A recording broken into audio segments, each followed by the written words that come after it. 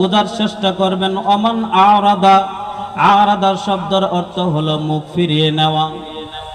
দুই নাম্বার ব্যাখ্যা হলো আরাদা শব্দের অর্থ হলো সময় নাই, টাইম নাই। কি নাই? টাইম নাই। একটা শব্দের অর্থ ব্যাখ্যা দুইটা হয়েছে। এক নাম্বার হলো আরাদা, যারা মুখ ফিরিয়ে নেবে। দুই নাম্বার ব্যাখ্যা হলো টাইম নাই, আমাদের সময় নাই। কিসের টাইম নাই, কিসের সময় নাই? তারপরের অংশের মধ্যে আল্লাহ বলেন ওয়ামান আ'রাদা আন যিকরি,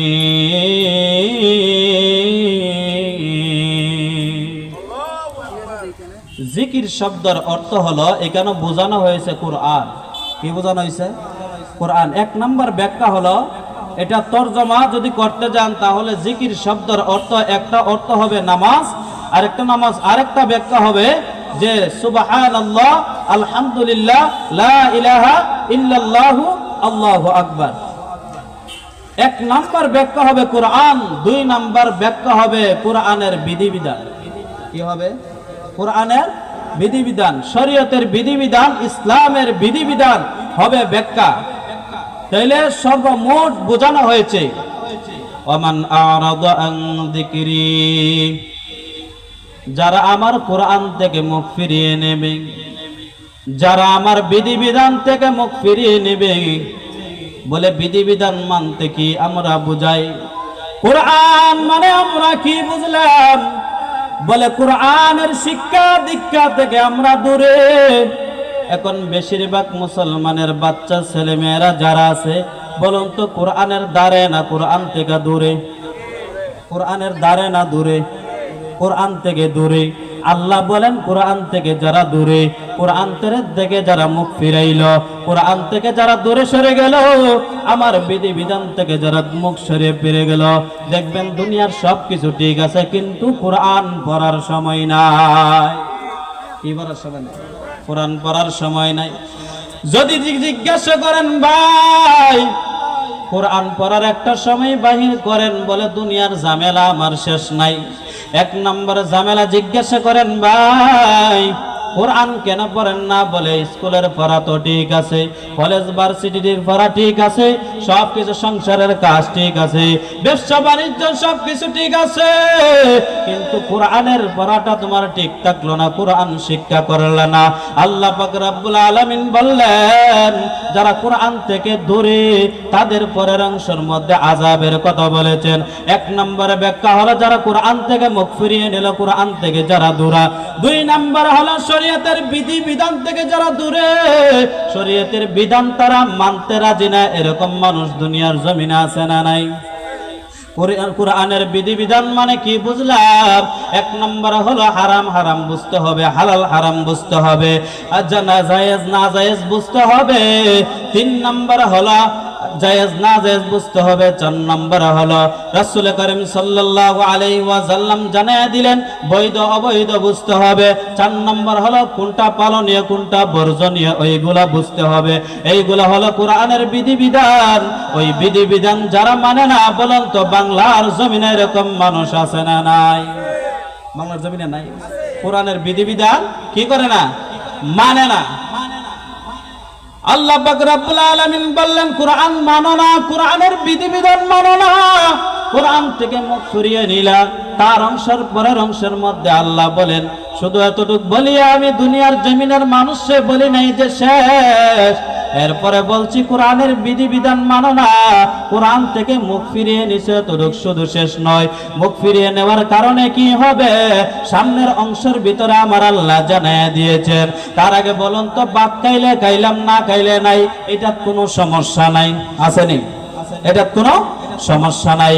কিন্তু যদি কোরআন না শিক্ষা মরিয়া যাও, আল্লাহ পাক রব্বুল আলামিন জানিয়ে দিলেন ও পৃথিবীর মানুষেরা শুনো, আমার আল্লাহ জানিয়ে দিলেন মাঈশাতান দাঙ্কা।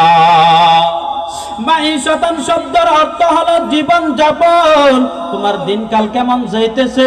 একজন মানুষ রাস্তার দিকে হাঁটতেছে, জিজ্ঞাসা করলেন রাস্তা পাওয়ার পর, ও ভাই তোমার দিনকাল কেমন যায়? জিজ্ঞাসা করার পরে বলতেছে ভাই দিনকাল তেমন ভালো যায় না। আল্লাহ বলেন দিনকাল কেমনে ভাবে ভালো যাবে? তুমি তো কোরআনের ধারে কাছেও নাই, কোরআনের শিক্ষা দীক্ষার কাছেও নাই, ইসলামের বিধিবিধানের কাছেও নাই। আল্লাহ বলেন হে বান্দা, দিনকাল তোমার ভালো যাবে না। দঙ্কা শব্দের অর্থ হলো সংকীর্ণ, সংকীর্ণত, ওই সংকীর্ণ করে দেওয়া হবে।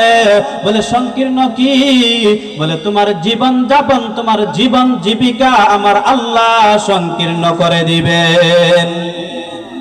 কোরআন থেকে যারা দূরে থাকবে, এক নাম্বার শাস্তি হলো তাদের জীবন জীবিকা আমার আল্লাহ সংকীর্ণ করে দিবেন। বলে কিভাবে সংকীর্ণ করে দিবেন? আমার আল্লাহ জানিয়ে দিলেন মাইশাতান দঙ্কা। ও পৃথিবীর মানুষেরা শুনিয়া নাও, তোমাদের জীবন জীবিকা কিভাবে সংকীর্ণ করা হবে। দেখবেন একজন মানুষের 5টা ছেলে আছে না না, এরকম 6টা ছেলে, 10টা ছেলে, 9টা ছেলে, 8টা ছেলে আছে, কিন্তু কোনোটাই বাবার কথা শুনে না। এরকম আছে না নাই? মেয়ে 3-4টা আছে, বাবার কথা শুনে না। আল্লাহ কই তোমার সন্তান দিয়া তোমাকে আমি অশান্তির মধ্যে রাখবো, কারণ তোমার জীবনটা আমি সংকীর্ণ করে দিব। ওই জীবনটা যতদিক পর্যন্ত আমি আল্লাহর কোরআনের দিকে না ফিরে আসবে, ততদিক পর্যন্ত আমি আল্লাহ তোমার ঘরে, তোমার সংসারে, তোমার রিজিকের মধ্যে বরকত আমি দেব না। কিসের দিকে ফিরে যাইতে? কোরআনের দিকে। কিসের দিকে? কোরআন শিখতে হবে, কোরআনের বিধিবিধান মানতে হবে, কোরআন শিক্ষা ঘরে ঘরে চালু করতে হবে। আল্লাহ বলেন মাইশাতান দঙ্কা, এমন তোমাকে অশান্তিতে রাখবো। অনেক মানুষের বৃদ্ধ বাবাজিরা 90 বছর বয়স, 100 বছর বয়স, 80 বছর বয়স, জিজ্ঞাসা করেন ও বাবাজি তোমার জীবন কেমন যায়? তোমার বাড়ির তো 5তলা বিল্ডিং আছে, 10তলা বিল্ডিং আছে, তোমার জীবন কেমন চলে? বলে বাবাজিরা যদিও দেখতেছো আমার বয়স 100, কিন্তু আমার 100 বছর বয়সের ভিতরে কোনো শান্তি নাই। আছে না নাই? আল্লাহ কই যদিও হায়াত বাড়ায় দিছে রে বান্দা, শুনিয়া নাও, ওই 100 বছরের ভিতরে শান্তি নামক জিনিস কি ওই 100 বছরের ভিতরে নাফরমান দেখছে না। আছে না নাই এরকম? আল্লাহ কই জীবনটা সংকীর্ণ করে দিব। কিভাবে সংকীর্ণ করে দিব জানো নি? একটা কিস্তি থাকতে আর একটা কিস্তি তুলাম। বুঝেন কথা? কয়টা কিস্তি থাকতে? একটা কিস্তি থাকতে আরেকটা কিস্তি তুলাবো, একটা ঋণ নিয়ে আরেকটার মধ্যে দেওয়াইব। সারা জীবন কিস্তির টেনশন করতে করতে চুলদারি সব কিছু পেকে যাবে, শরীরের চামড়া গুলা ঢিলা হয়ে যাবে। দেখবেন ওই মানুষের জীবনে শান্তি নাই। নামাজের মধ্যে গেলেও দেখবেন কিস্তির টাকার জন্য কল দেয়, নামাজের মধ্যে গেলেও দেখবেন ফেরা দেয়। নামাজের মধ্যে গিয়ে শান্তি নাই, বিভিন্ন শান্তির জায়গায় গিয়েও শান্তি নাই। কারণ হলো সে কোরআনের শান্তি, কোরআনের শিক্ষা দীক্ষার থেকে দূরে সরে গেছে। আল্লাহ বলে বান্দা তোমার 10টা সন্তান দিলাম, তুমি মনে করছো সন্তানে তোমাকে শান্তি দিবে? না রে না ও বান্দা না, আমি তোমার 10টা সন্তান দিয়া শান্তি দিব না যতক্ষণ পর্যন্ত তুমি কোরআনের দ্বারে কাছে না আইছো। কিসের কাছে? কোরআনের কাছে আসতে হবে। ও বান্দারা শুনিয়া নাও, আল্লাহ বলেন মাইশাতান দঙ্কা, তোমার জীবনটা সংকীর্ণ করে দেওয়া হবে। সংকীর্ণর অনেকটা ব্যাখ্যা, দুনিয়ার জমিনে জীবনটা আর জীবিকা সংকীর্ণ করে দেওয়া হবে। বলে জীবিকা কিভাবে সংকীর্ণ করে দেওয়া হবে? যেগুলার ভিতরে বরকত ছিল, যেগুলার ভিতরে রহমত ছিল, যেগুলা অল্প করলেই রহমত হইত, যেগুলা অল্প করলেই বরকত হয়ে যাইত, নিয়ামত হয়ে যাইত, ওইগুলার ভিতরে আল্লাহ বলেন 1 নাম্বার অল্প জিনিস করার কারণে তার সন্তুষ্টি অর্জন হয়ে যেত, অল্প করার কারণে সে আলহামদুলিল্লাহ বলতো, অল্প করার কারণে তার মনের ভিতরে আনন্দ খুশি আইসা যাইত। কিন্তু না না না, ওই ব্যক্তি যখন ওই অল্প জিনিসটা করে তার ভিতরে আরেকটা চিন্তা চেতনা আইসা যায়, বলে না না আমার অল্পতে সন্তুষ্ট হব না, কিভাবে ধন সম্পদ বাড়ানো যায়, কিভাবে টাকা পয়সা বাড়ানো যায়, আল্লাহ বলেন ওই চিন্তা ফিকিরের মধ্যে আমি লাগাইয়া দেই। কারণ কি? কারণ হলো কোরআন থেকে দূরে। কারণ কি? কোরআন থেকে দূরে। আল্লাহ বলেন আরেকটা ব্যাখ্যা, মাঈশাতান দানকার, আখিরাতের দুনিয়ার জমিন থেকে যখন চলে যাবেন কবরের জগতের মধ্যে, আল্লাহ বলেন ও নাফরমান, কবরের ভিতরে যখন যাইবা তোমার কবরটাকে আমি সংকীর্ণ করে দিব। কেমন সংকীর্ণ করে দিব জানেনি? বলে এমন ভাবে সংকীর্ণ করে দেব তোমার পাঁজরের হাড় সাফ মারার কারণে পাঁজরের হাড়গুলো চূর্ণ বিচূর্ণ হয়ে যাবে। এক পাঁজরের হাড় অন্য পাঁজরের হাড়ের দিকে ঢুকে যাবে রে নাফরমান। এ নাফরমান শুনিয়া নাও, ওই কবরে যদি যাইতে চাও কোরআনের শিক্ষা নিতে হবে। কোরআনের শিক্ষা ছাড়া কবরের মধ্যে আসলে, কোরআনের শিক্ষা দীক্ষা ছাড়া, কোরআনের বিধিবিধান ছাড়া যদি কবরে আসো, আর একটা হলো কবরের মধ্যে তোমাকে সংকীর্ণ করে দেওয়া হবে।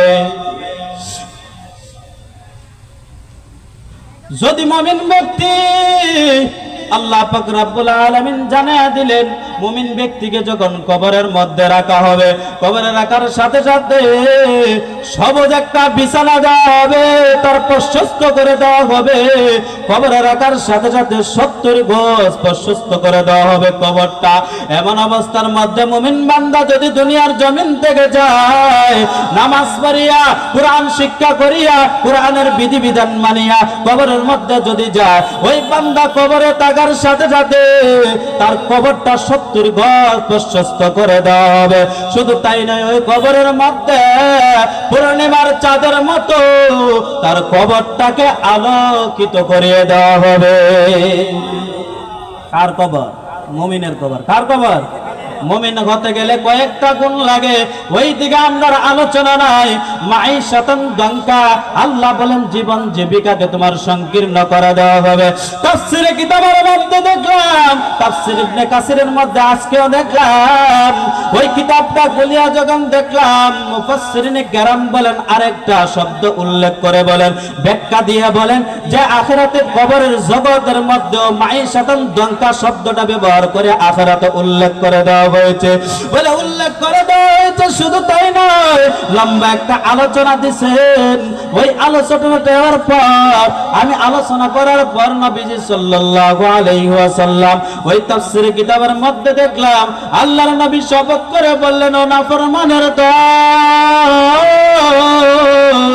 কবরে যখন তোমাকে রাখবে নাফরমানি করিয়া যাইবা, কোরআনের শিক্ষা দীক্ষা করিয়া যাইবা না, আল্লাহর বিধিবিধান মানবা না। কবরের মধ্যে যখন রাখা হবে, আল্লাহ বলেন ও নবী আপনি জানায় দেন, নবী শপথ করে বলেন যে আল্লাহর কাছে আমার জীবন, যে আল্লাহর কাছে আমার প্রাণ, ওই আল্লাহর শপথ করে বলি নাফরমানের কবরে 99টা তিন্নির নামক সাপ ছেড়ে দেওয়া হবে। কয়টা? 99টা। কয়টা? 99টা সাপ ছেড়ে দেওয়া হবে। তিন্নির নামক সাপ। সাহাবীদেরকে প্রশ্ন করলেন, ও সাহাবীরা তোমরা জানোনি তিন্নির নামক সাপ কি? সাহাবীরা বললেন, ইয়া রাসূলুল্লাহ, ইয়া হাবিবাল্লাহ, আল্লাহর রাসূল আর তার আল্লাহ ভালো জানেন। তখন আল্লাহর রাসূল ডাক দিয়ে বললেন, সাহাবীরা রে, তিন্নির সাপ হলো 99টা সাপ। এক একটা সাপ এক এক রকমের কালার হবে, এক একটা সাপ এক এক রকমের রঙের হবে, এক একটা সাপের 7টা করে মাথা হবে। কয়টা করে মাথা? 7টা করে মাথা হবে। ওই সাপের নাম হলো তিন্নির সাপ। 7টি করে মাথা যখন হবে, সাহাবীরা বললেন, ইয়া রাসূলুল্লাহ, ইয়া হাবিবাল্লাহ, কবরের মধ্যে যখন রাখা হবে ওই সাপগুলা কি করবে? বলে নাফরমানের কবরের মধ্যে সুবল দিতে থাকবে, সুবল দিতে থাকবে। একটা সুবলের কারণে, একবার দংশন করার কারণে 70 গজ নিচের দিকে চলে যাবে। কয় গজ? 70 গজ নিচের দিকে চলে যাবে। সাহাবীরা জিজ্ঞাসা করলেন, ইয়া রাসূলুল্লাহ, ইয়া হাবিবাল্লাহ, নবী গো, কতদিন পর্যন্ত তাদের ওই আযাব চলবে? আমার নবী বিশ্ব নবী রাহমাতুল্লাহ আলামিন ডাক দিয়া বলেন, সাহাবীরা শুনিয়া নাও, কিয়ামত পর্যন্ত তাদের আযাব হইতে থাকবে। কি পর্যন্ত? কিয়ামত। 1-2 দিন না, কিয়ামত পর্যন্ত কি হতে থাকবে? আযাব হতে থাকবে। এক নম্বর আযাব হলো তার জীবনটা সংকীর্ণ করে দেওয়া হবে। বলে কেমন সংকীর্ণ? বলে ওই সংকীর্ণ তাফসীর করতে গেলে অনেকটি ব্যাখ্যা আছে, ওই ব্যাখ্যাগুলো বিশ্লেষণ করতে গেলে বলে তোমার যখন আল্লাহর কোরআন বিধান মানবা না, আল্লাহর কোরআন থেকে দূরে থাকবা, বিধিবিধান থেকে দূরে থাকবা, তোমার ঘরে এমন একটা সন্তান দিবে, ওই সন্তান তোমাকে সারা জীবন জ্বালাবে। বাবা কুর, ট্যাবলেট কুর, গাঁজা কুর হইব। কি কুর? বাবা কুর, ট্যাবলেট কুর, গাঁজা কুর হইব। বলুন তবে ট্যাবলেট কুর আর গাঁজা কুর কইলে মনে হয় বাপ মার শান্তি কি? শান্তি লাগে? অশান্তি। কি? অশান্তি। একটা গত কয়েক মাস আগে একটা নিউজ দেখলাম, বাবা সন্তানকে জবাই করছে। কারণ হলো সন্তান বাবার কথা শুনে না। কার সাথে? বাবার কথা শুনে না। আল্লাহ বলেন তোমার জীবনটা সংকীর্ণ করে দিব। যতই তুমি চেষ্টা করো ভালো কাজ করবা, যতই তুমি চেষ্টা করবা ভালো ভালো কাজের সাথে শরীক থাকবা, আল্লাহ বলেন যদি তুমি কোরআন না শিখো, কোরআনের বিধিবিধান না মানো, ওই ভালো কাজ করার তৌফিক আমি আল্লাহ দিতাম না। কি করব? আল্লাহ কয় দুই হাত ব্যস্ততা দিয়ে আমি আল্লাহ ভরে দিব। দুই হাত কি দিয়ে ভরে দিবেন? ব্যস্ততা দিয়ে ভরে দিবেন। তারপরের অংশের মধ্যে বলেন মাঈশাতান দানকা ওয়া মান আ'রাদা আন যিকরি ফাইন্না লাহুম মাঈশাতান দানকা। আল্লাহ বলেন তোমার জীবনটাকে সংকীর্ণ করে দেওয়া হবে। সংকীর্ণ এক নাম্বার আযাব হলো কোরআন থেকে দূরে থাকার কারণে, কোরআন শিক্ষা দীক্ষার থেকে দূরে থাকার কারণে এক নাম্বার আযাব হলো তার জীবনটাকে সংকীর্ণ করে দেওয়া হবে। দুই নাম্বার আযাবের কথা তারপরে আল্লাহ বলেন ওই আয়াতের মধ্যে আল্লাহ পাক রব্বুল আলামিন জানায়া দিলেন, হে পৃথিবীর মানুষেরা শুনো, মাঈশাতান দানকা ওয়া নাহশুরুহু ইয়াউমাল কিয়ামা। ওয়া নাহশুরুহু দিয়া বুঝাইলেন, হে পৃথিবীর মানুষেরা শুনো, কিয়ামতের ময়দানে আমরা তাকে উঠাবো। কিসের ময়দানে? তাকে আমরা উঠাবো। তাকে আমরা উঠাবো মানে কি বুঝাইলেন? আমরা দিয়া বুঝাইছেন, হে পৃথিবীর মানুষেরা শুনো, আমরার মধ্যে কোনো অহংকার নাই। বুঝছেন কথা? না, আল্লাহ তো বলতে পারতো আমি উঠাবো। কি উঠাইব? আমি উঠাবো। অর্থ তুলতে গেলে, ওই শব্দের অর্থ তুলতে গেলে বোঝা যায় যে আমরা উঠাবো। আমরা উঠাবো দিয়া বুঝাইলো যে আল্লাহ যে পৃথিবীর মানুষ এখান থেকে শিক্ষা নাও, আমি শব্দ ব্যবহার করিও না, আমরা শব্দ ব্যবহার করো, তাহলে তোমাদের মধ্যে অহংকার থাকবে না, বরত্ব থাকবে না, দাম্ভিকতা থাকবে না। আমার শব্দের মধ্যে সব দাম্ভিকতা আছে, অহংকার আছে। ঠিক কিনা? আমি শব্দের মধ্যে কি অহংকার আছে, আমরা শব্দের মধ্যে অহংকার নাই। আল্লাহ তারপরের ব্যাখ্যার মধ্যে বলেন যে মাঈশাতান দানকা ওয়া নাহশুরুহু, আমরা উঠাবার মধ্যে আমি উঠাবো কিয়ামতের, ওয়া নাহশুরুহু ইয়াউমাল কিয়ামা, কিয়ামতের ময়দানে উঠাবো। কিসের ময়দানে? কিয়ামতের দিন উঠাবো। তারপরে আল্লাহ বলেন মাঈশাতান দানকা ওয়া নাহশুরুহু ইয়াউমাল কিয়ামাতি আ'মা। হে পৃথিবীর মানুষেরা জানোনি কিয়ামতের ময়দানে কেমনে তোমাদেরকে উঠানো হবে?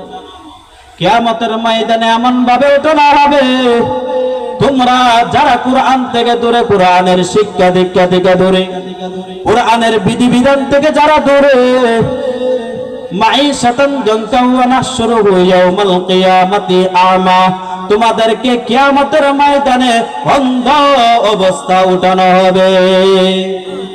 কি অবস্থা? অন্ধ অবস্থা। আল্লাহ কইবে আল্লাহ অন্ধ অবস্থা উঠাইলেন। এরপর আয়াতের মধ্যে আল্লাহ বলেন قال رب لم حشرتني أعمى وقد كنت بصيرا। আল্লাহ বলেন বান্দা আমারে প্রশ্ন করবে, আল্লাহ দুনিয়াত তো আমি ভালো ছিলাম, দুনিয়াত কি ছিলাম? অন্ধ ছিলাম না, আমাকে আজকে অন্ধ করে উঠানো হলে কেন? আমি তো দুনিয়াতে দৃষ্টি শক্তি সম্পন্ন ছিলাম, শুধু খাইতাম দেখিয়া।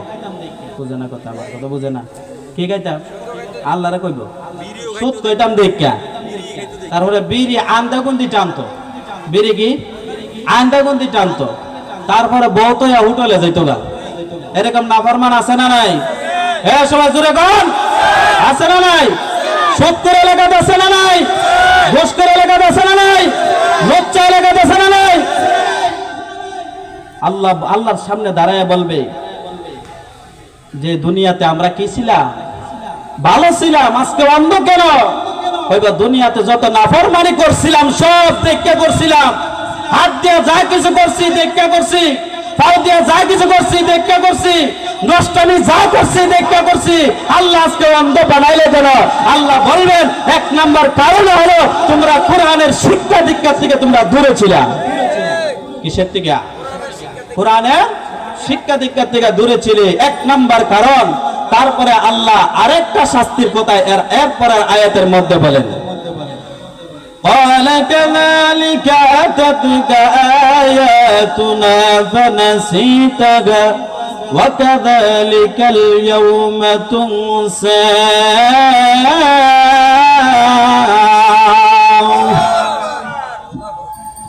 আল্লাহ বলেন তোমাদের মধ্যে কিছু নিদর্শন মূলক কিছু মানুষ পাঠিয়েছিলাম। কি পাঠাইছিলাম? তোমাদের সামনে প্রতি বছরে বছরে একটা আলোচনা হইতো, হয়তো কিনা একটা মাহফিল হইতো, প্রতিটা মহল্লায় মহল্লায় একটা নাই, দুইটা নাই, তিনটা নাই, প্রতিটা মসজিদে মসজিদে আলোচনা হইতো, প্রতিটা মিম্বর থেকে প্রতি জুমা আবার আলোচনা হইতো, মিম্বর থেকে নিদর্শনমূলক তোমাদেরকে আলোচনা দিত, আলোচনা করতো, তোমাদেরকে বলতো ওই হারাম কাজ করিও না, হালাল পথের দিকে চলো। তোমরা হালাল পথের দিকে চলতে না, তারা যখন আলোচনা করতো তোমরা শুনতে না, মনোযোগ দিয়ে শুনতে না। তার কারণে আমার আল্লাহ বলেন ও পৃথিবীর মানুষেরা শুনিয়া নাও, আজকে তোমাকে আমি আল্লাহর রহমতের দিকে তোমাদের দিকে তাকাবো না। কারণ হলো তোমাদেরকে বলেছিল ওই রাস্তা যায় না, ওই রাস্তা আরামের রাস্তা, ওই রাস্তায় যায় না, ওই রাস্তা আরামের রাস্তা। আর সামনের দিকে যে রাস্তাটা আছে ওই রাস্তাটা হলো হালালের রাস্তা, ওই হালালের রাস্তায় চলো। তোমরা তখন শুনতা না, হারামের রাস্তার দিকে তোমরা খালি দৌড়াইতা, হালালের দিকে তোমরা দৌড়াইতা না। আজকে তোমরা যেমন ভাবে আলোচনাগুলো, ওয়াজগুলো, লেকচারগুলা তোমরা ভুলিয়ে যেতা, আজকে তোমাদেরকে তেমনি ভাবে বলা হয়েছে। আমাদের বাংলাদেশের মানুষরা কিন্তু আলোচনা মানে, বিশ্বাস করেন আপনারা? কি করে আলোচনা মানে? কিন্তু মরার আগে, কি এর আগে? ফেরাউনও কিন্তু মরার আগে মানছিল। মুসা নবীকে জানায় দিলেন আমানতু বিরব্বি মুসা, বিরব্বি মুসা ওয়া হারুন, আমি ঈমান আনলাম মুসা নবীর উপরে। বলছিল কিনা? কোনা সবাই কোনা বলছিল আমি ঈমান আনলাম মুসার নবীর উপরে। কোন সময় ঈমান আনছিল জানেননি? বলে এই সময়টা আজরাইলে যখন ধরছিল, জিব্রাইল আলাইহিস সালাতু ওয়াস সালাম যখন কাদা মাটি মুখের ভিতরে ঢুকাইছিল। আল্লাহ বলেন মৃত্যুর আগে এমন একটা সময় আছে রে, এই সময় ঈমান আনলে আর তওবা করলে কোনো কাজে আসে না। সূরা নিসার 23 নম্বর আয়াত কইলা দেখবেন কোন সময় তওবা কবুল হয় নাই, কোন সময় তওবা কাজে আসে নাই, কোন সময় ঈমান আনলো ঈমান আনা হয় না। ওই সময়টাই ফেরাউনে আনছিল। ঠিক তেমনি ভাবে আমাদের দেশের কিছু কিছু মানুষরা যখন শরীরে শক্তি থাকে, শরীরে যখন বল থাকে, তখন কোনো মানে না। দেখবেন তারা আকাম কুকামের সেক্রেটারি থাকে, আকাম কুকামের সভাপতি থাকে, যত ধরনের অন্যায় অপরাধ আছে ওইগুলার ক্যাশিয়ার থাকে। আছে না নাই? আছে না নাই? আল্লাহ বলেন ওই সময় কোন সময় মানে জানেননি? শরীরের শক্ত শক্ত যখন সামরা থাকে তখন তারা মানতে রাজি না। শরীরের শক্তি যখন ঢিলা হয়ে যায়, শক্তি যখন কমে যায়, ওই সময় হুজুররা ডাক দে তওবা ফরানির লাগে। কয়নি ও হুজুররা তওবা ফরানির লাগে ডাক দে, ডাক এমনি দেয় না। বলে হুজুররা কয় তারা তো নেই তো, আমার আব্বা মনে হয় আর বেশি সময় থাকতো না। বলেন তো এই সময় তওবা কোনো কাজে আসবে না? হুজুর আইবনি? তওবা কোনো কাজে আসবে না। এই সময় মাত্র কথা বলতে পারে কি পারে না, এমন সময় আল্লাহ রাসূল সাল্লাল্লাহু আলাইহি ওয়াসাল্লামকে জানিয়ে দিলেন, ও নবী তাদেরকে জানিয়ে দেন যখন শ্বাস বড় বড় করে পালানো হয় এমন সময় তওবা করলে কোনো কাজে আসবে না। জবান যখন বন্ধ হয়ে যাবে ওই সময় তওবা করলে এই দুনিয়ার মানুষ কোনো কাজে আসবে না। কোন সময় তওবা করতে হবে? শরীরে যখন শক্তি থাকে, শরীরে যখন বল থাকে, শরীরে যখন বল থাকে তখন আল্লাহর কথা মানুষ বইলা যায়। কারণ বড় শরীরে শক্তি আছে, আল্লাহর দরকার কি? কি এর দরকার কি? আল্লাহর দরকার নাই, কোরআনের বিধিবিধানের দরকার নাই, কোরআনের দরকার নাই, কোরআন শিক্ষার দরকার নাই। কোরআন শিক্ষা যখন করতে হয় এমন সময় করে না, বৃদ্ধ বয়সে কয় হুজুর সময় পাইছি না। কি পাইছে না? সময় কিন্তু পাইছে। 3 ঘন্টা 4 ঘন্টা নিয়মিত 4 দোকানে বইয়া আড্ডা দে, এই দেয়নি? এরকম না নাই আপনার এলাকায়? কয় ঘন্টা টাইম দে?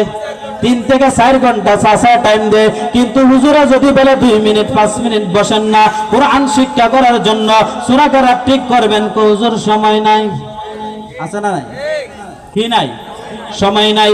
যে কথাটা বলতেছিলাম ওই কথাটা হলো যে তওবা করার সময় যখন এসে যায় এমন সময় হুজুররে ডাক দিয়ে আনে, হুজুর আমার বাবার তো জান মরে গই চলে যাবে, সরকার চলতেছে, তাড়াতাড়ি করে তওবাটা ভরে দেন, তাড়াতাড়ি তওবা ভরলে কি হবে?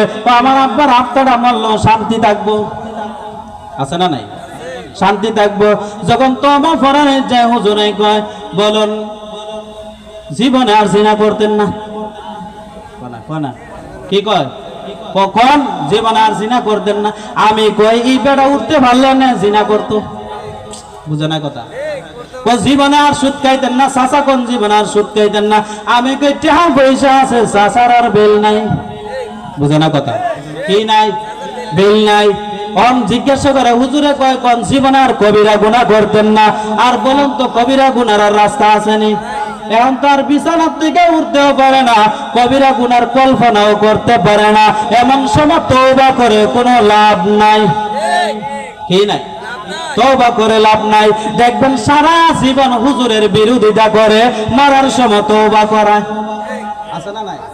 এই সময় তওবা করাইলে কোনো কাজ হইতো না। হুজুর আরো আপনার যখন হুজুরের বিরোধিতা করবেন, হুজুর তওবার সময় উল্টা পাল্টা কইয়া আপনার ঈমান অন্যরকম হইতে পারে। কারণ হুজুরদের বিরোধিতা করতে পারবে না। হুজুরের বিরোধিতা যারা করে, আমি কয়েকটা কথা বলি, হুজুরের বিরোধিতা যারা করে আল্লাহ পাক রব্বুল আলামিন এক হাদিসের মধ্যে দেখলাম, কোন মানুষকে যদি ধ্বংস করতে চায়, কোন মানুষকে যদি বিনাশ করতে চায়, কোন মানুষকে যদি দুনিয়ার থেকে তুলে নিতে চায়, আল্লাহ বলেন ওই হুজুরের পিছনেই নাফরমানকে লাগাইয়া দেয়। কারণ হুজুরের বদনাম করলে, হুজুরের পিছনে লাগলে, হুজুরের পিছনে লাগার কারণে ওই নাফরমানদের তাড়াতাড়ি আমি দুনিয়ার থেকে উঠাইয়া নেই আমি আল্লাহ। এরকম নাই? পিছনে কুচাকুচি করে আছে না নাই? হ্যাঁ, কুচাকুচি বন্ধ করতে হবে তো ইনশাআল্লাহ। বন্ধ করে দিবেন। যে আমি আয়াতগুলা তেলাওয়াত করছি ওই আয়াতগুলা আপনারা ভালো করে ঘরের ভিতরে গিয়া দেখবেন, কইলা আবার পড়বেন যে আমাদের শাস্তি কত প্রকারের ও কি কি। যে আমরা কোরআন থেকে দূরে থাকলে, কোরআন থেকে যদি দূরে থাকি, আমাদের দেখবেন বাংলাদেশে কোরআনের শিক্ষা বেশি না আমাদের জেনারেল শিক্ষা বেশি? কিসের শিক্ষা বেশি? কোরআনের শিক্ষা বেশি বাংলাদেশে। তারপরেও দেখা যায় কিছু কিছু যুবকরা লাইন ছাইরা বেলায় না গেছে গা। লাইন ছাইরা কি বেলায় না গেছে গা। কারণ কি? ওই সন্তানকে ছোটবেলা মক্তবে পাঠানো হয় না। কিসের মধ্যে পাঠানো হয় নাই? মক্তবে পাঠানো হয় নাই, মাদ্রাসায় পাঠানো হয় নাই। কোরআন শিক্ষা দেওয়ার জন্য সে মাদ্রাসায় মসজিদে পাঠানো হয় না, মক্তবে পাঠানো হয় নাই। ওই সন্তান বড় হওয়ার পরে ওই মা বাবাকে বৃদ্ধাশ্রমে পাঠায়, এই রুমে পাঠায়। আবার দেখবেন আমাদের দেশে কিছু কিছু উচ্চ শিক্ষিত আছে। কি শিক্ষিত? উচ্চ শিক্ষিত বুঝেননি? এটা হলো দুনিয়াবি শিক্ষিত। কি শিক্ষিত? দুনিয়াবি শিক্ষিত রে আমরা নাম দিছি কি শিক্ষিত? উচ্চ শিক্ষিত। আচ্ছা বলুন তো দুনিয়াবি যে দুনিয়া উপরে না নিচে? কথা কানা এই জমিন উপরে না নিচে? নিচে। তাইলে এটা নিচের শিক্ষিত নইব, উপরে শিক্ষিত কয়টা লিখা? উচ্চ শিক্ষিত তো একমাত্র কোরআনের শিক্ষা। কোরআন কোন? কোরআন কোন জায়গায়? উপরে। তাহলে বোঝা গেল আমাদের যারা কোরআনের শিক্ষায় শিক্ষিত হয়েছে, আলেম হয়েছে, বৃদ্ধাশ্রমে একটারও মা বাবা পাওয়া যায় না। উচ্চ শিক্ষিত যারা বলে উচ্চ শিক্ষিতের মা বাবারাই বেশিরভাগ বৃদ্ধাশ্রমে আছে, ঠিক কিনা? কোনদিন শুনছেন 5,000 টাকা বেতন পাইয়া মুয়াজ্জিনে মা বাবারে বৃদ্ধাশ্রমে দিতে? শুনছেন? কোন জায়গায় এরকম রেকর্ড নাই, এরকম নজির নাই। কারণ হলো তারা দিন শিখছে, হাদিস শিখছে, সুন্নাহ শিখছে, রাসূল শিখছে, আল্লাহ শিখছে। একমাত্র আল্লাহকে খুশি করার জন্য, রাজি করার জন্য, মা বাবার খেদমত করার জন্য, মা বাবাকে বৃদ্ধাশ্রমে দেওয়ার জন্য নয়। কিসের মধ্যে দেওয়ার জন্য নয়? মা বাবাকে বৃদ্ধাশ্রমে দেওয়ার জন্য নয়। আর যারা দেখবেন উচ্চ শিক্ষিত, মাসে 60,000 টাকা, 70,000 টাকা, 1 লক্ষ টাকা, 2 লক্ষ টাকা বেতন পায়, তাদের মা বাবা ঘরের মধ্যে জায়গা পায় না, বৃদ্ধাশ্রমে তাদের যাইতে হয়। তাহলে শিক্ষা কোনটা ভালো? আপনারা বলেন শিক্ষা কোনটা ভালো? কোরআনের শিক্ষা নাকি দুনিয়াবি শিক্ষা নাকি উচ্চ শিক্ষা? কোরআনের শিক্ষা নাকি উচ্চ শিক্ষা? কোরআনের শিক্ষায় শিক্ষিত করবেন তো ইনশাআল্লাহ। ছেলে মেয়েদেরকে যদি কোরআনের শিক্ষায় শিক্ষিত করেন, আমাদের ঘর আলোকিত হয়ে যাবে। কারণ যে ঘরের ভিতরে কোরআন আছে, এই ঘর আলোকিত এমনিই হয়ে যাবে। সুবহানাল্লাহ। আল্লাহ যেন আমাদের সবাইকে যতটুকু আলোচনা করছি, এই আলোচনার ভিতরে আমি এবং আপনাদেরকে যেন আল্লাহ আমল করার তৌফিক দান করেন। সকলে বলে আমিন। ওয়া আখিরু দাওয়ানা আলহামদুলিল্লাহি রাব্বিল আলামিন।